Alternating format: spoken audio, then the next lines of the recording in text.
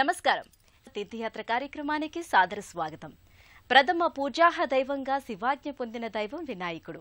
సర్వ విఘ్నాలను హరించే దేవుడైన ఈ విఘ్నేశ్వరుడు గోవా గణేశుడుగా ఎంతో మహిమాన్వితుడని భక్తజన విశ్వాసం. పసివారి నుంచి పండు ముసలివారి వరకు అందరి మనోవాంఛలను తీర్చే క్షిప్రప్రదాయకుడిగా ఈ సిద్ధి వినాయకుడు ఎంతో ప్రసిద్ధికెక్కాడు. అంతటి విశిష్టమైన లంబోదరుడి దర్శనం మనము చేసుకుందాం. గోవా రాష్ట్రంలోని పనాజీ నగరంలో శాంతినేజ్ అనే ప్రాంతంలో నిర్మితమైన శ్రీ ఆప్టేశ్వర్ సిద్ధి వినాయక శంకర దేవస్థానాన్ని నేటి తీర్థయాత్రలో వీక్షిద్దాం.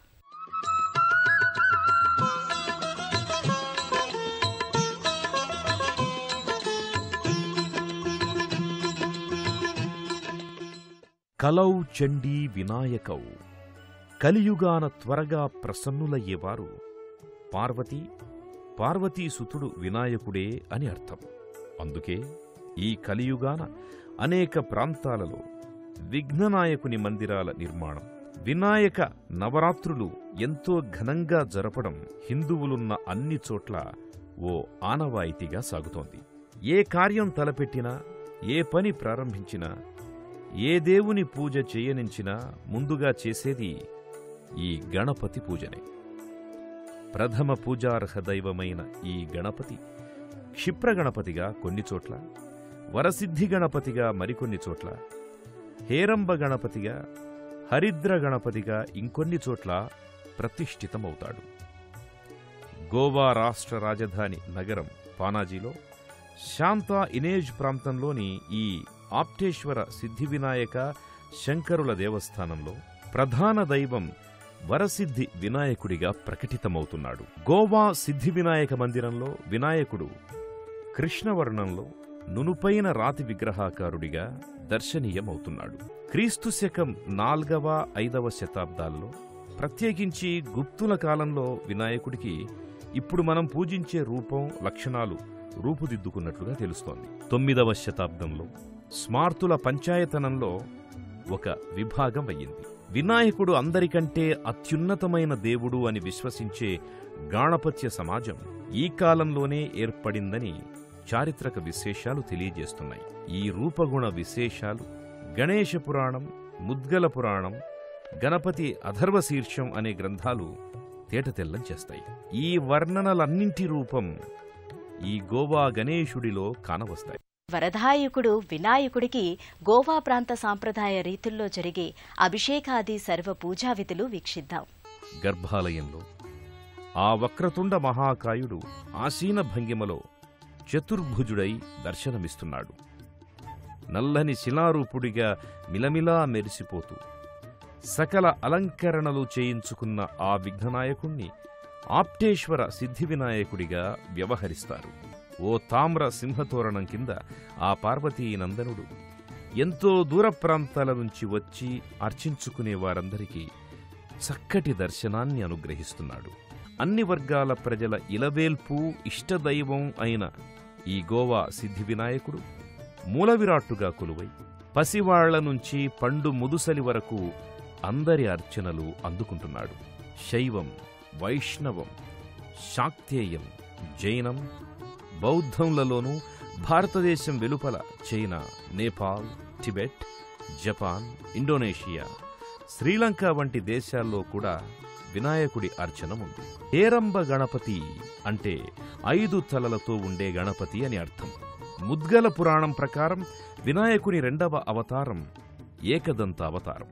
ఈ గోవా రాజధాని పానాజీ వినాయకుడు భూత భవిష్యత్ వర్తమాన కాలాలకు చెందిన సకల జగత్తు తన ఉదరంలో ఉంచుకున్న లంబోదరావతారుడిగా ప్రతిష్ఠితుడై ఉన్నాడు. గోవా గణనాయకుడు అందుకునే నీరాజన సేవ ఎంతో సర్వశ్రేష్టంగా ఉంటుంది. గోవా గణేశుడు ఎంత విలక్షణమో అంతే ప్రత్యేకత వినాయకుడి వాహనమైన మూషికానికుంది.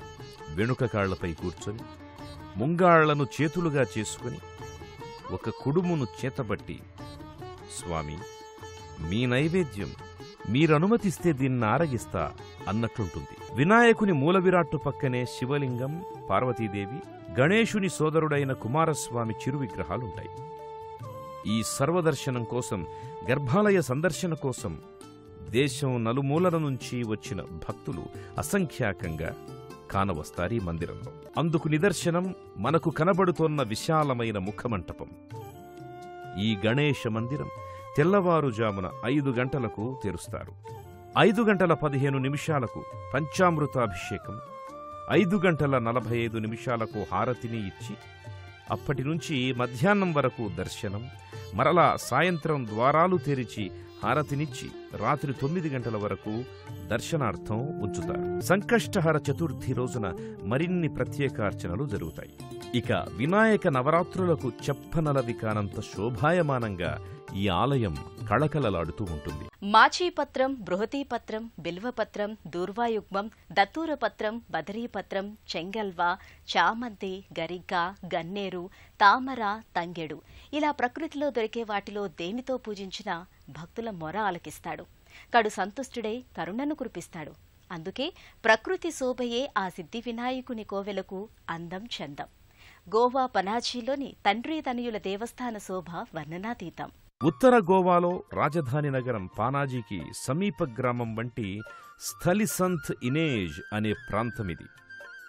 రాజధాని నగరానికి అవసరమైన హోటళ్లు, రెస్టారెంట్లు, సంస్థలు, బ్యాంకులు, నివాస గృహాలు, అపార్ట్మెంట్లు ఉన్న ప్రదేశం. జరీనా టవర్స్ అపార్ట్మెంట్స్, శాంతా ఇనేజ్ ప్రాంతంలోని నివాసితులంతా కలిసి శ్రీ ఆప్టేశ్వర సిద్ధివినాయక దేవస్థానాన్ని 1996వ సంవత్సరం ఆగస్టు నెలలో నిర్మించారు. కర్ణాటకలోని బెలగావి జిల్లా పశ్చిమ కనుమల్లోని భీమ్గఢ్లో పుట్టిన మాండోవి నది ఈ ఉత్తర గోవా నుంచి ప్రవహిస్తూ పానాజీ పక్కల నుంచి అరేబియా సముద్రంలో కలిసే పవిత్ర ప్రాంతమిది. ఇటువంటి ప్రదేశాన నిర్మితమైన ఈ ఆప్టేశ్వర సిద్ధివినాయక శంకర దేవస్థానంలో ప్రతి మంగళవారం ప్రత్యేక హారతి, నీరాజన సేవ ఉంటాయి. ఈ దేవస్థానానికి దరిదాపుననే వినాయకుడికి గజముఖాన్ని ప్రసాదించిన పితృదేవుడు శంకర భగవానుని దేవస్థానం, పవనసుత మారుతి ఆలయాలు కూడా ఉన్నాయి. జగతంతటికీ పితృడే అయిన ఆ పరమశివుడు గణపతికి స్వయాన పితృదేవుడు. సర్వుల విఘ్నాలను తొలగించి శుభాలనివ్వగలిగేవాడైన ఆ విఘ్నేశ్వరునికి గజశిరస్సునిచ్చి పునర్జన్మనిచ్చిన తండ్రి శంకరుడు. అందుకే కదా శివతనయుని చెంతనే ఆ పరమేశ్వరుడు లింగరూపుడై శంకర్ మహాదేవుగా కొల్పులందుకుంటున్నాడు. గంగను ధరించి పృథ్వీ దాహార్తిని తీర్చి జీవకోటి ప్రాణాధార జలాన్నందించిన గంగాధరుని సందర్శనం పరమశుభంకరం. అటువంటి పరమేశ్వరుడు మాండవీ నదీ తీరాన పానాజీలో భాగమైన సంత్ ఇనేజ్ ప్రాంత గణపతి మందిరం చెంతనే శంకర మహాదేవుడు కొలువై ఉన్నాడు. ఎదురుగా తన ఇష్టభృత్యుడు నందీశ్వరుడు నల్లని రాతి నందిగా తన స్వామినే చూస్తున్నట్టుంటాడు. అలాంటి పరమేశ్వరుడు చెంతనే ఉన్న ప్రత్యేక ఆలయంలో తామ్రలోహపు పంచపడగల నాగరాజు ఛత్రమవగా భక్తుల నీరాజనాలందుకునేందుకు నెలకొని ఉన్నాడు. భక్తులొసంగే అర్చనలు తన స్వామి ఎలా స్వీకరిస్తున్నాడో పర్యవేక్షిస్తున్నట్టు రాతిబసవయ్య ఎదురుగా ఉన్నాడు. వివిధ రకాల హారతులు ఇస్తారు భక్తులు. హరహర మహాదేవ శంభో శంకర, భంభంబోలే శంకర మహాదేవ్ అనే భక్తుల నినాదాలతో ఆలయమంతా ప్రతిధ్వనిస్తుంది. ఈ విఘ్న వినాశకుని దేవస్థానంలోనే ఆంజనేయ, నవగ్రహాది దేవుళ్లను కూడా ఆయా ఉపాలయాలలో ప్రతిష్ఠించారు. వారిని కూడా దర్శించుకుందాం పదండి. సర్వ విఘ్నాలను నిరోధించి కార్యజయాన్నొసంగే వరప్రదాయకుడు, ఏ విధమైన పూజలకైనా ఎంతటి వారైనా నిర్వహించే యజ్ఞయాగాది క్రతువులకు ప్రథమ పూజ్యుడు ఈ దేవస్థాన ప్రధాన దైవం. విఘ్నాలను హరించే దేవుడున్న దేవాలయంలో సకల జనుల జాతకపర అవరోధాలను, దోషాలను నివారించే లేదా ఉపశమింపజేసే నవగ్రహ దేవతలు కూడా ఇదే ఆలయ ప్రాంగణంలో ఉన్నారు. ఇదే దేవాలయంలో భయాన్ని పారద్రోలి అభయాన్నిచ్చే ఆంజనేయస్వామి కూడా ఒక మందిరంలో కొలువై ఉన్నాడు. భూతలంపైనే విరాజిల్లుతున్న స్వర్గధామం గోవా రాష్ట్రం. సుందరభరితమైన పర్యాటక ప్రదేశాలు, ఆహ్లాదకరమైన సముద్రతీర బీచ్లు, ఆధ్యాత్మిక ఫలసిద్ధికై పలు దేవాలయాలు ఉన్నాయి. ఏ తరహా ప్రాంతానికి యాత్రికులై వచ్చినా ఇతర ప్రదేశాలను కూడా సందర్శించి గోవా ప్రయాణాన్ని జీవితకాల మధుర జ్ఞాపకంగా మదిలో పదిలపరుచుకుంటారు. ఈ ఆప్టేశ్వర్ సిద్ధివినాయక దేవస్థానానికి సమీపంలో ఉన్న సముద్రతీర ఆహ్లాదాన్ని మనము పొందుతాం. గోవా భరతభూమికే అందాల సీమ.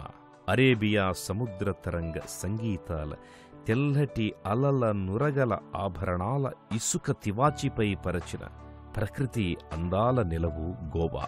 ఉత్తర గోవా రాష్ట్రంలోని రాజధాని పానాజీలో భాగమైన సంత్ ఇనేజ్ ప్రాంతం కూడా అనేక సుందరమైన పర్యాటక కేంద్రాలకు కూడలిగా ఉంది. ఈ ప్రాంతం చిన్నదే అయినా ఎంతో రద్దీగా కళకళలాడే చిన్న పట్టణంలా ఉంటుంది. బాగా బీచ్, క్వండోలియం బీచ్ ఇలా ఎన్నో సముద్ర తీర బీచ్లిక్కడున్నాయి. ఈ సంత్ ఇనేజ్ సిద్ధివినాయక దేవస్థానానికి తీర్థయాత్రగా వచ్చిన భక్తులు ఇక్కడికి కొద్ది దూరంలోనే ఉన్న బీచ్లకి పర్యాటకులై వెళతారు. నీలి నీటి అలలపై సూర్యకిరణాల తళతళలో మెరిసే అరేబియా సముద్ర నీటి మిలమిలలపై తెల్లని నురుగుల అలలు, అలల సవ్వడులు, తీరాలలో పాలనురగలతో సందడి చేసే అల్లరి కెరటాలు, పరవశంగా తలలూపే కొబ్బరి చెట్లు, ఇలా ఓ ఆనందభరిత దృశ్యాలు గోవా సముద్ర తీరాలలో కనువిందు చేస్తాయి. సర్వ విఘ్నోపశాంతయే అని వేడుకుంటాం కదా, అందుకే ఆ స్వామి విఘ్నేశ్వరుడు. ఓం సర్వసిద్ధి ప్రదాయ నమః అని ప్రార్థిస్తాం కదా, అందుకే ఆ వేలుపు కోరిన కోరికలు సిద్ధింపజేస్తాడు. ఆ ఏకదంతుని, వక్రతుండిని, విఘ్ననాయకుని చల్లని దీవెనలు మనకు ఎల్లప్పుడూ లభిస్తూనే ఉండాలని కోరుకుందాం.